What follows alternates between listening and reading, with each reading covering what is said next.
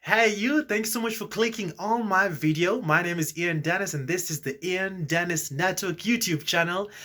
Please like, share, subscribe and let's have some fun. Yeah. It's gonna be fun, man. It's gotta be fun.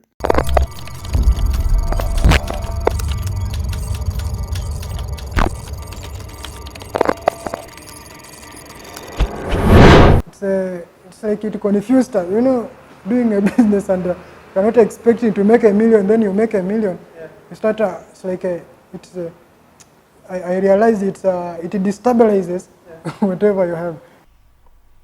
Failure in life is inevitable to those who try. Welcome to Failure. Today on the show we'll be having a conversation with Evans Wafula, who's the founder of Deliveryman. He shares with us his story on how he built his campus enterprise and how it all came tumbling down, and the lessons he got to learn from it.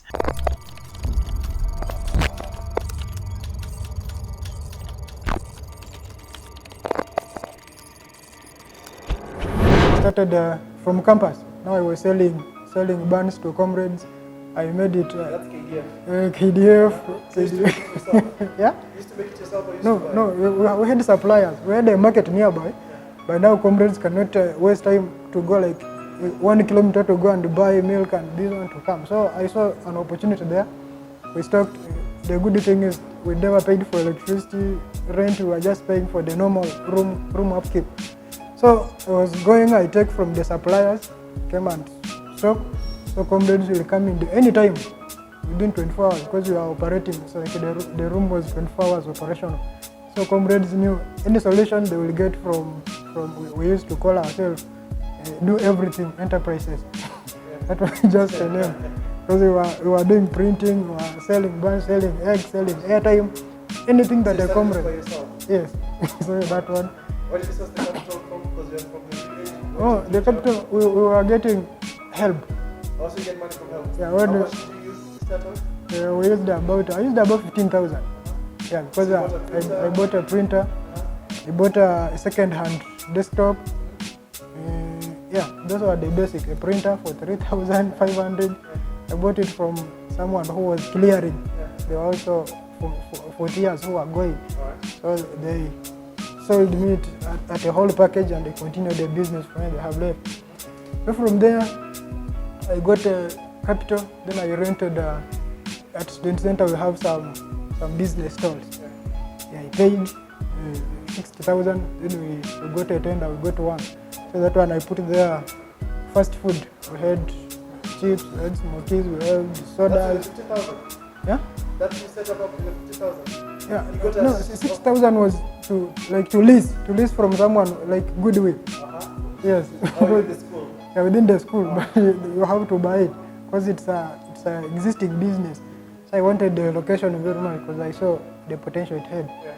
So So you spent 6,000 on leasing? no, 60,000, not Oh, 60. 60,000? Yes. Alright. And that's the money you got from job?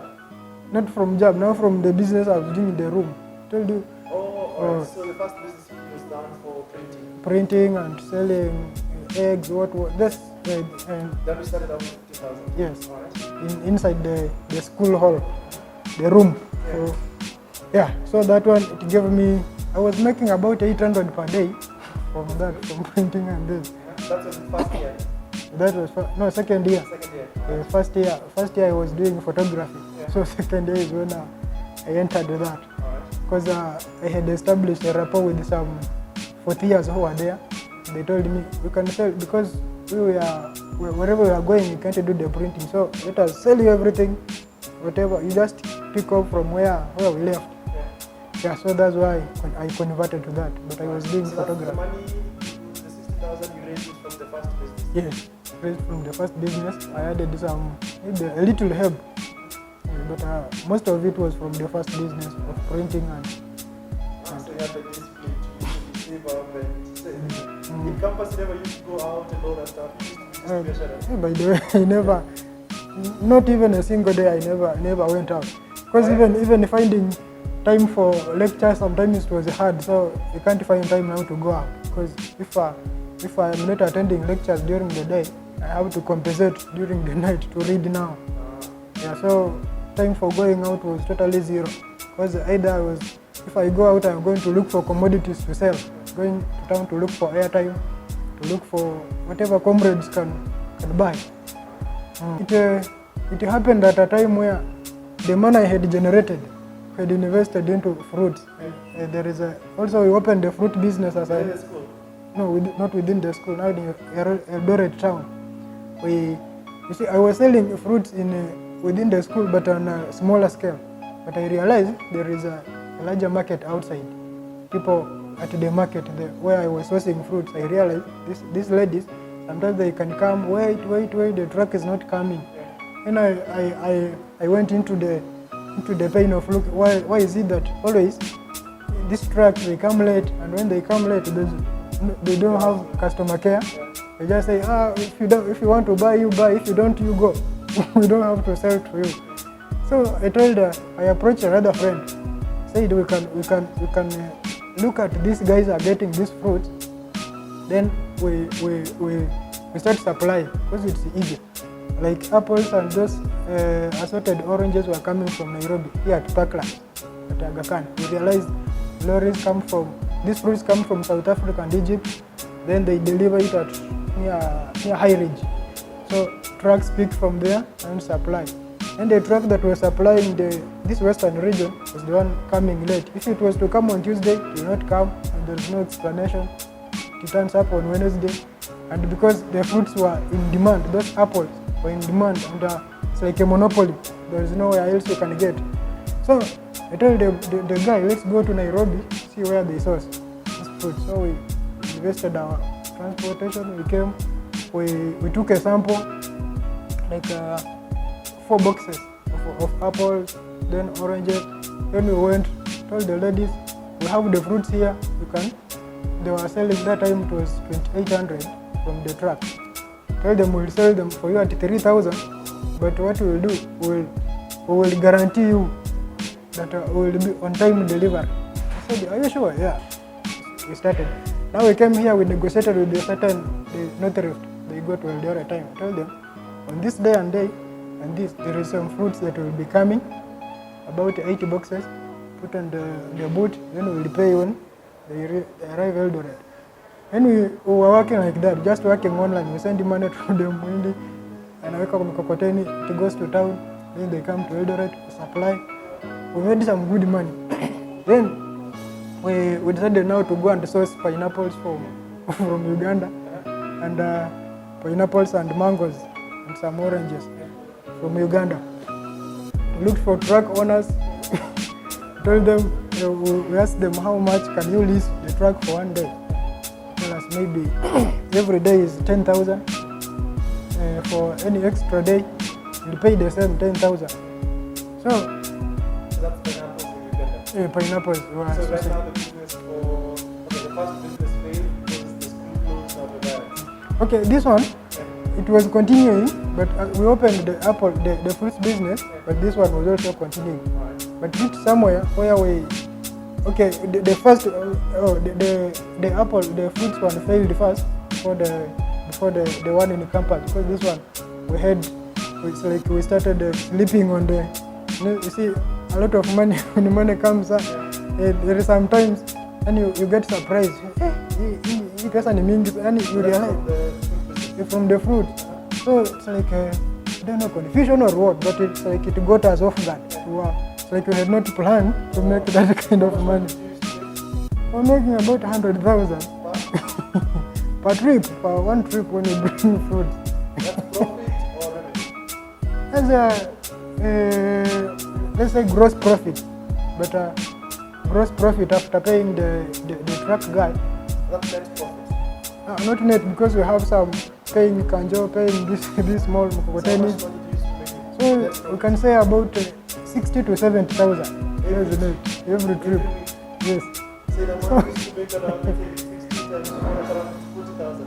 Yeah, in a month we used to go for like 2 trips. Yeah. Because going to get the fruits, you have to go to different farmers, you collect. That's in Uganda. In Uganda now, But you also still used to bring apples from Nairobi. from Nairobi.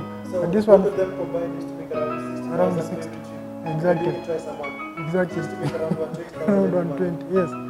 Wow. Now, I think it's it's like it confused us, doing a business and you're not expecting to make $1 million, then you make $1 million.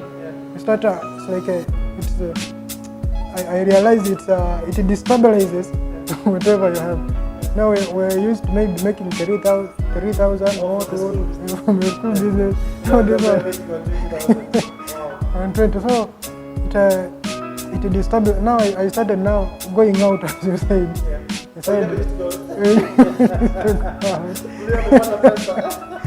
Now all of a sudden you come to Nairobi, you want to come.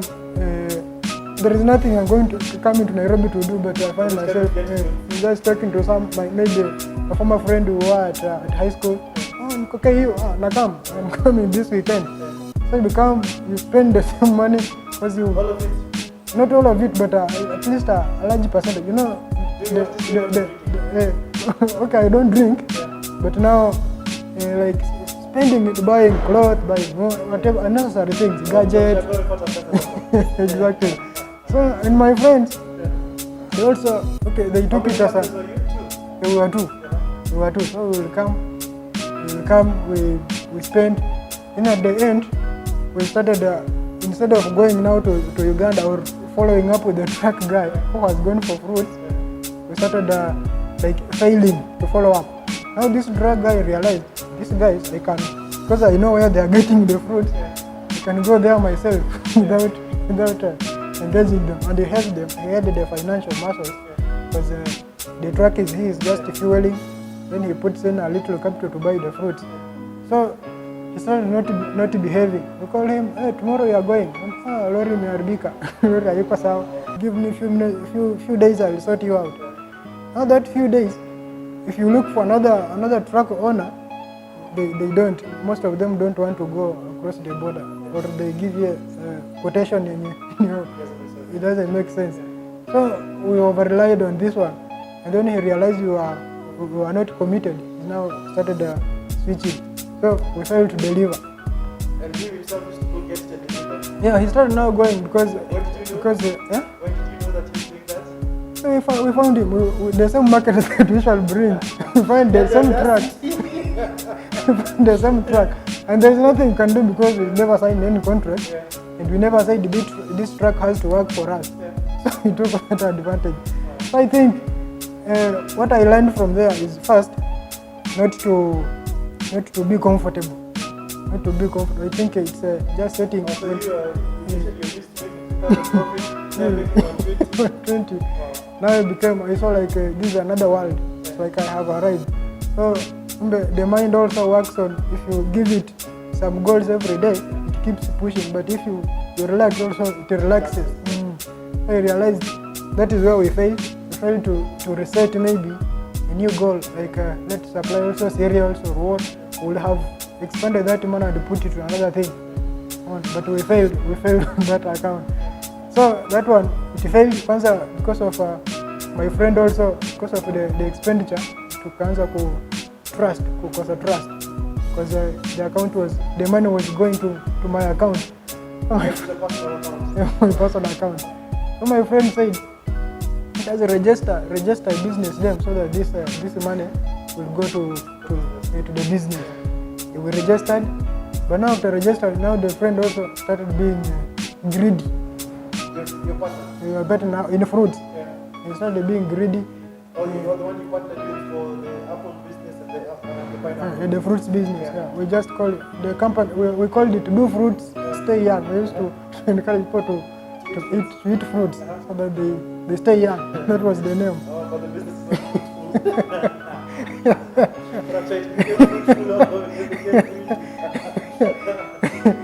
Yeah, so we failed one thing because of relaxing, then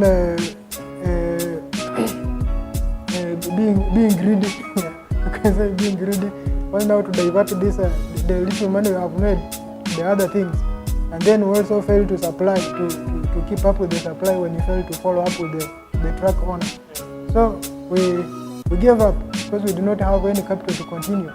So the friend pulled out. I remained alone. I tried, but it failed. So I remained with this Nairobi one, supplying apple.